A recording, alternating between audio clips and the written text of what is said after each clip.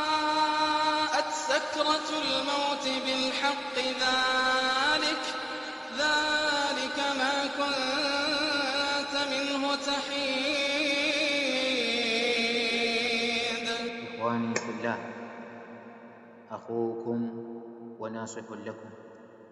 Ndugu zangu katika imani, mimi ni ndugu yenu na ni mwenye kutoa nasaha kwenu.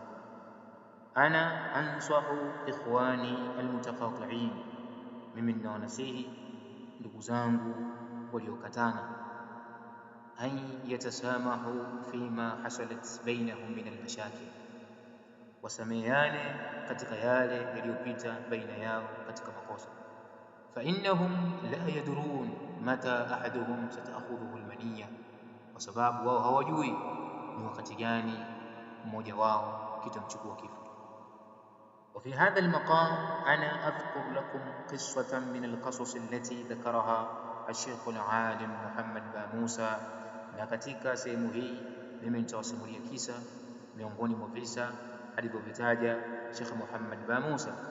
Wama adraka ma Sheikh Muhammad huwa alim min ulama al-Yaman, tilmidh min talamidhi al-Sheikh Muqbil bin Hadi al-Wadi'i rahmatullahi alayhi. Sheikh Muhammad Bamousa amekitaja kisa hiki, faqala hafidhahu Allah, faqad hasala khilafun baina akhawaini shaqiqain, ilitokea tofauti baina ya ndugu wawili, tena ni ndugu wa baba mmoja na mama mmoja, salihin, tena walikuwa ni ndugu wema. Fi makkata a'rifuhuma, Makka na mimi ninawajua ndugu hao.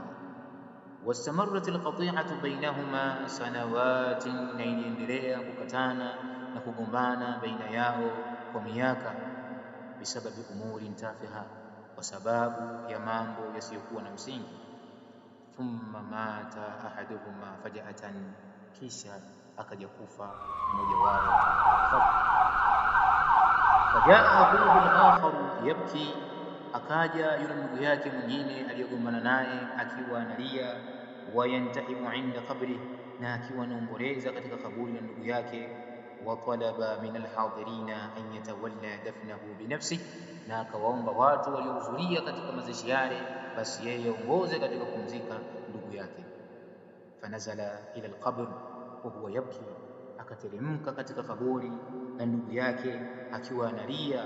Wa yaqul, na anasema, samihni ya akhi, samihni ya akhi, nisamehe ndugu yangu, nisamehe ndugu yangu. Faya laitahu fa'ala dhalika qabla mautihi bilahadhatin, lau kama angelifanya jambo hili la kutaka msamaha kwa ndugu yake na kusameheana na ndugu yake kabla ya kifo cha ndugu yake, walau kwa muda mchache, ingekuwa ni jambo bora sana. Ndugu yangu unanisikiliza, unasubiri nini sasa hivi utaki kusameheana na ndugu yako? Unasubiri ndugu yako ifikie sehemu ambayo hana uwezo wa kuzungumza tena? Unatamani akuzungumzishe na hana uwezo wa kuzungumza, unatamani umwambie neno lakini ukisema hakusikii. Hapa ndio utamani kusameheana na ndugu yako? La, usifanye hivyo. Nenda sasa hivi kwa ndugu yako, mwambie ndugu yako, ya akhi ana sahituka lillah, ewe ndugu yangu mimi nimekusamehe kwa ajili ya Allah tabaraka wa taala. Nafahamu kwamba mimi wewe umenikosea mambo mengi mno, hilo mimi nalifahamu, lakini mimi nakusamehe kwa ajili ya Allah tabaraka wa taala, na ninamwomba Allah atujalie mimi na wewe ndugu yangu tuwe katika watu watakaopata pepo ya Allah tabaraka wa taala. Sallallahu ala nabiyina Muhammadin wa ala alihi wa sahbihi wa sallam. قصص ومواقف